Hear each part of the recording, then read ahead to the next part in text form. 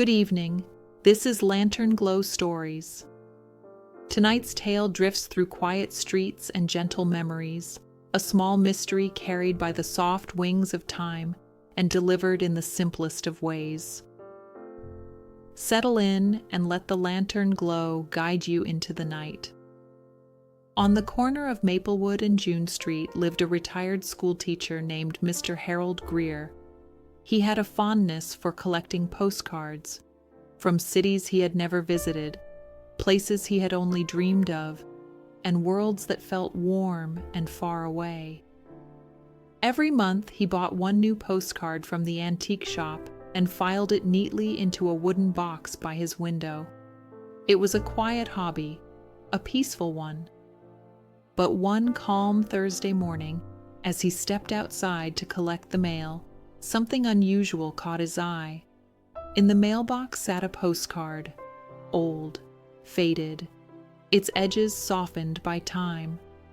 There was no stamp, no return address, and no postal markings of any kind. Just a handwritten message on the back. "Wish you were here. E." Mr. Greer felt a familiar tug at his chest. Only one person had ever signed her letters that way. Eleanor. She had been his closest friend decades ago, a woman he had cared for deeply, but drifted away from when life carried them down different roads. He hadn't heard from her in over 20 years. He turned the postcard over and studied the image. It showed a seaside town, waves brushing against the rocks, and a lighthouse standing tall against a lavender sky. It looked like the place Eleanor used to talk about visiting one day. Harold turned the card over again. The ink was fresh, not weathered, not faded, as if it had been written recently. That evening, Harold returned to the wooden box of postcards by his window. As he lifted the lid, something made him freeze. Another postcard lay inside. Same handwriting, same signature. This one read, "It's never too late to visit. E." Beneath it was a small map sketched lightly in pencil. A path wound along the cliffs toward the lighthouse from the first postcard. It was a place that did exist, just a few hours' drive away.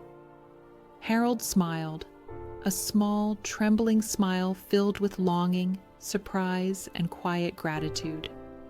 He whispered into the still evening air, "All right, Eleanor, perhaps it's time." The next morning, Mr. Greer packed a small bag, tucked both postcards safely inside, and set off toward the lighthouse. Whether Eleanor would be there, or whether the journey itself was the message, he did not know. But the road felt warm, the sky calm, and the promise of old friendship glowed softly on the horizon.